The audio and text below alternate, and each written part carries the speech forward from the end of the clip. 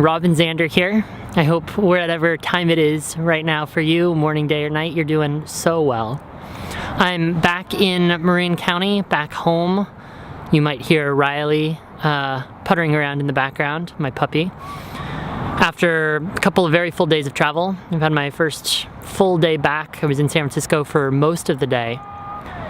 And I actually wanted to take a minute to talk about something that we don't spend enough time talking about. It's come to the fore maybe a little bit more. I hear conversations about it more than I did 5 or 10 years ago, but it's still not talked about nearly enough. And that's mental health, specifically the topic of gratitude. Growing up, there were close members of my family who had depression, who had mental illness, who had a lot of mental challenge. And this isn't, I think, a story that I've ever told on video before, but I was really seriously depressed late in middle school. I was beat up and ostracized and picked on a lot in middle school, and it was but for the grace of my family, who saw that I was really unhappy and that I wasn't fitting in and that the environment I was in was pretty toxic. They decided to homeschool me. I don't know. Life would have been a lot different were it not for some of those early experiences and being really fortunate to have a family who was aware and wanting to support me and able to do so. These days, I'm happier than I've ever been. I'm more enthusiastic than I've ever been. One of the things that I'm never accused of is a lack of enthusiasm or a lack of energy. And in a lot of ways, that's actually a learned skill. It's a practiced skill.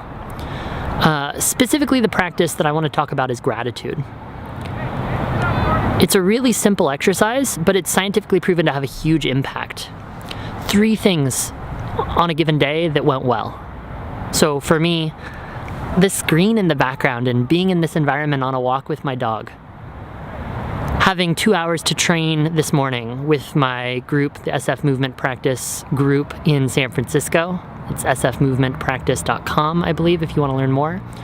And then a number of great meetings, sitting down with really interesting people who are trying to solve some really tough challenges around people and work, and lending my 2 cents and looking for ways to support. So 3 things that went well. And what this does is it builds the habit of gratitude. Gratitude is generally not something that we think of as a learned skill or as something that can be practiced and improved over time, but it can be. And it's really as simple as every single day writing down 3 things that went well, or speaking them to a friend, telling them to a partner or a loved one. What went well today?